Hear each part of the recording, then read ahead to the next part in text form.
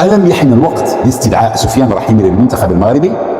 أليس من الإجحاف أن نظلم هذا اللاعب ولا نعطيه فرصة لنشاهده مع المنتخب المغربي؟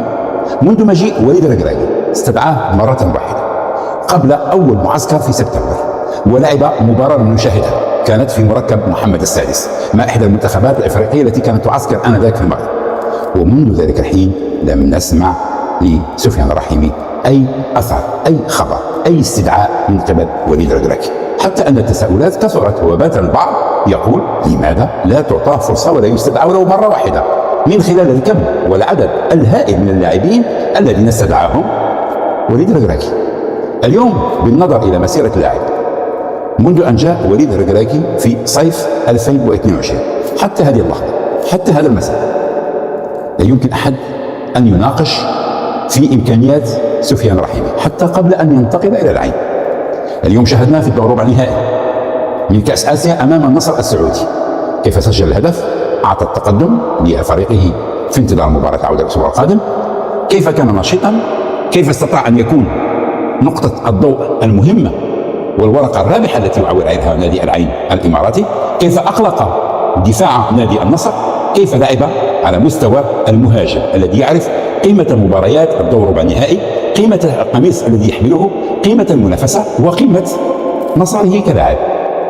لا أجد اليوم ولن تجد دون أدنى شك أي مبرر لنفهم لماذا طال هذا الإخصاء سفيان الرحيمي كل هذه المدة. لو نحسبها بالأرقام منذ شهر أغسطس حتى هذه اللحظة نتحدث عن سنة و17 شهر.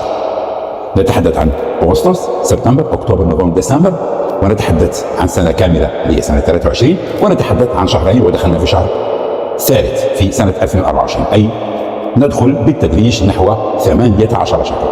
لم يهتم به أبدا، لم ينظر إليه، لم يكلمه، لم يستدعيه، لم يعطيه فرصة، لم حتى أن يمر بخاطره أو يقول هناك لاعب ممكن أن يكون ضمن الاحتياطي. حتى هذه الاحتمالية لم تكن موجودة بالنسبة لوليد الركراكي حينما يتعاطى مع سفيان الرحيمي. ولكن الولد الشيء الذي أعجبني فيه أنه ظل صامتا هادئا، يلعب كلاعب محترف يؤدي واجبه مع ناديه، يلعب على استحقاقات محلية واستحقاقات قارية في كأس آسيا مع ناديه، ولا نسمع له لا حس ولا خبر. لم يخرج بأي تصريح ولم يسأل عن هذا الموضوع، أو حتى حينما كان يسأل لم يكن ليرد. ورد سفيان الرحيمي كان على الميدان. حتى أعطيكم فكرة عن أداء سفيان الرحيمي هذا الموسم، ربما الناس لن تقتنع بالدوري الإماراتي وانعدام التنافسية وعدم وجود لاعبين كبار، وأن لاعب بقيمة سفيان الرحيمي بالسهولة أن ممكن أن يجتاز أي مدافع ويتألق ولكن سأخذ الأرقام على مستوى دوري أبطال آسيا. ودوري أبطال آسيا تشترك فيه نخبة مميزة من الأندية الآسيوية سواء في الخليج أو في شرق آسيا. تعرفون الآن في الدور الأول فقط حتى هذه اللحظة تلعب دول غرب آسيا ودول شرق آسيا لا تتقابل مع غرب آسيا إلا في الدور النهائي. إذا نتحدث عن 8 مباريات اشترك فيها عن مجموع 711 دقيقة، وسجل 6 أهداف، بمعنى أن المعدل التهديفي ب 118 دقيقة يسجل على رأسها دائما سفيان الرحيمي. 6 أهداف وتمريرات حاسمة كثيرة جدا. إذا اليوم نتحدث عن أرقام للاعب ينصهر في المنظومة، يؤدي واجبه، هداف، ويعرف كيف يتنافس على مستويات أكبر بكثير مما يمكن أن يتخيل البعض على أن الدوري الإماراتي ضعيف. ولكن حينما نصل إلى الدور ربع النهائي ويكون العين هو الممثل الوحيد أمام 3 أندية سعودية وهي النصر والهلال والاتحاد، نفهم قيمة العطاء الذي يؤديه ويعطيه اللاعب سفيان الرحيمي لنادي العين. غدا إن شاء الله ستكون مباراة الهلال والاتحاد، مواجهة بين ياسين بونو وحمد الله. ستكون بالطبع الفرصة للحديث عنها بعد أن أكون قد تابعت المباراة، وكانت مباراة في الدوري انتهت ب3 أهداف مقابل هدف واحد، ولكن هذه مباراة كأس ذهابا وإيابا. اليوم في ظل المتغيرات التي نتحدث عنها، لا أعلم هل ستحدث أم لا، هل سنرى أخيرا سفيان الرحيمي في رائحة المنتخب المغربي في هذا الشهر؟ في ظل ما نشاهد، في ظل الأرقام، في ظل تواضع المستوى، في ظل خيبة الأمل في كأس أفريقيا، هل سنقوم فعلا بثورة داخل لائحة المنتخب المغربي، أم أننا سنعمد كما فعلنا مع كثير من المدربين ولن يكون ولي الاستثناء أن نقوم بعملية ترقيع، نكلم هذا، نستدعي هذا، نبعد هذا، ندخل هذا، ولكن تبقى المنظومة كما هي. أو ربما أن هذه المنظومة هي التي تفرض إقصاء لاعبين معينين. اليوم أنا لدي سؤال واحد بسيط جدا: ما هو الشيء الذي كان يمنع استدعاء سفيان رحيمي للمنتخب المغربي؟ إذا كان من جواب فليخرج أي شخص في هذه المنظومة الكروية التي تسمى المنتخب المغربي ويقول لي بعبارة واحدة لماذا لم يكن هذا اللاعب ضمن لوائح كثيرة للمنتخب المغربي. وتم تفضيل لاعبين مصابين، لاعبين عائدون من إصابة، وتم إشراكهم كأساسيين. وأنتم تعرفون سفيان بوفال لأن السيد الركراكي يحبه ويثق فيه وقالها: أنا لدي ثقة فيه. وشاهدنا الثمن الباهظ الذي دفعناه بسبب هذه الثقة المبالغ فيها المفرطة، أن اللاعب وصل كأس أفريقيا وليس له مصاب. الثقة التي هي أيضا لدى حكيم زياش والتي هي ثقة عمياء، لا يمكن أن نتحدث إلا عن ثقة عمياء. ورغم ذلك نجد دائما حكيم زياش في المجموعة. اليوم بعد كأس أفريقيا خرج حكيم زياش مصاب، ولحد هذه الساعة لم يتعافى. كانت هناك مباراة في الدوري التركي فاز فيها جالاتا سراي بهدف مقابل خارج قواعده. حكيم زياش لم يكن لا في اللاعبين الأساسيين ولا في الاحتياطيين، وظل مصابا يخضع للعلاج ويخضع للتهيئ. اليوم هو 5 مارس، المباراة القادمة ستكون في 22 أمام أنغولا، ثم بعدها مباراة موريتانيا في 26 في خضم شهر رمضان المبارك. هل سيتم استدعاء حكيم زياش وهو لم يلعب منذ آخر مباراة أمام زامبيا حيث أصيب في الشوط الأول؟ هل يمكن أن نغامر مرة أخرى لأنه اسمه حكيم زياش؟ ولهن في نهاية المطاف ماذا يضيف حكيم زياش للمنتخب المغربي بالأرقام، بالنتائج، بالأهداف؟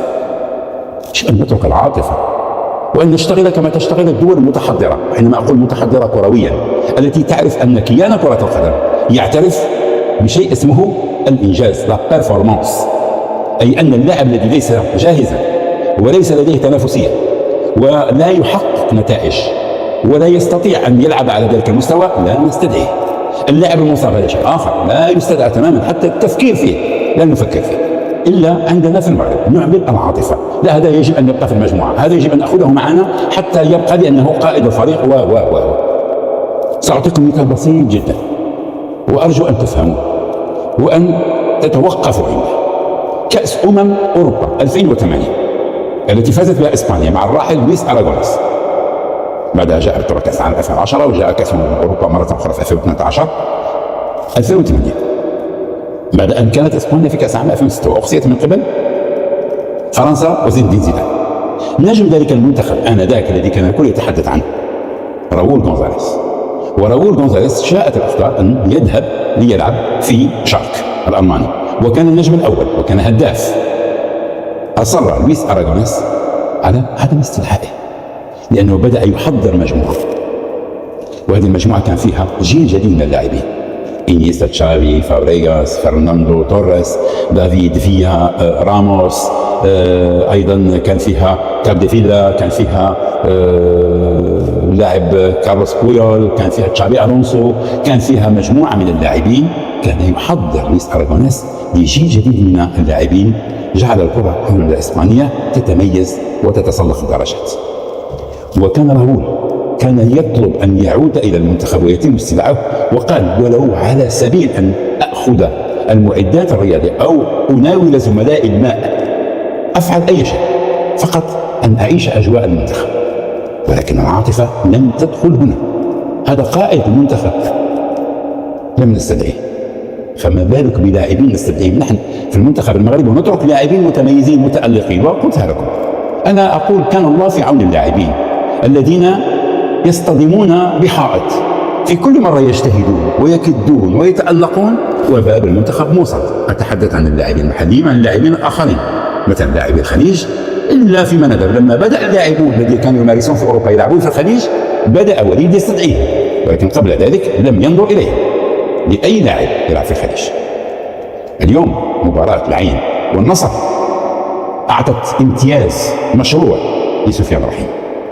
الولد لعب على عدة واجهات، وأنا سمعت تعليقات كثير من الزملاء، حتى لا أقول ربما أن نظرتي للأشياء قد تكون نظرة فيها الكثير من التحيز لسفيان الرحيمي، ولكن استمعت إليهم وعودوا إليهم. اليوتيوب مليء بالتصريحات بالقراءات الفنية. ما أعجبني في سفيان الرحيمي أنه أدى أدوار كثيرة جدا في هذه المباراة.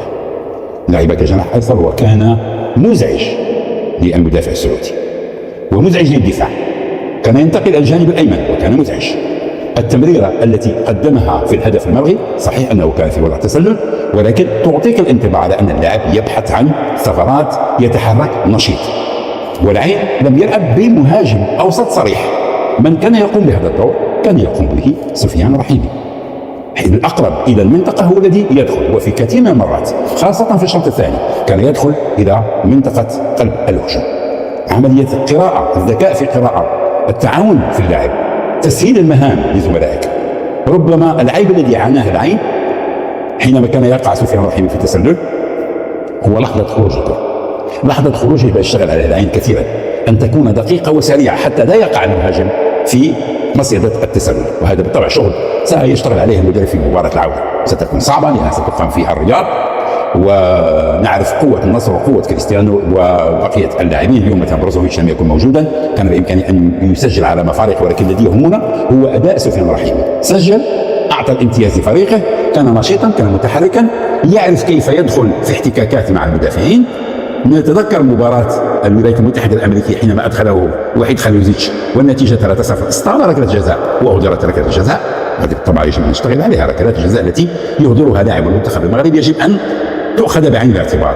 لا ننظر فقط إلى مباراة إسبانيا. إسبانيا ليست مقياسا، نقول كانت أضحوكة. الحارس كان يختار الزاوية ويقفز قبل أن يصل للاعب المغربي للكرة. عيدوا اللقطات وستشاهدوها، عيدوا ركلات الترجيح وستضحكون. أنا لم أرى في حياتي حارس مرمى يختار الزاوية ويقفز قبل أن تصل الكرة أو يصل اللاعب إلى الكرة. إذن هذه مشكلة على مستوى ركلات الجزاء أثناء المباراة التي تهدر وتغير كثير من المسارات. قلنا سفيان الرحيمي يصطاد ركلات الجزاء، يعرف كيف يتوهج، يعرف كيف يزعج المدافع الذي أمامه.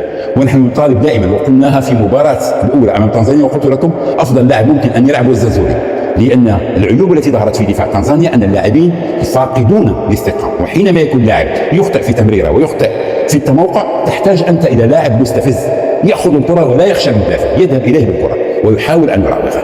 وهذه الميزات التي كانت دائما ولا زالت لسفيان الرحيمي، وهذه الميزات التي كان يفشل فيها بوفال حينما يبدأ بالمبالغة في المراوغات. اللاعب الذكي، اللاعب المفيد هو الذي يذهب بالكرة نحو المدافع يراوغه ويبحث عن أفضل حل ممكن، إما التمرير، إما التوغل، إما مراوغة أخرى.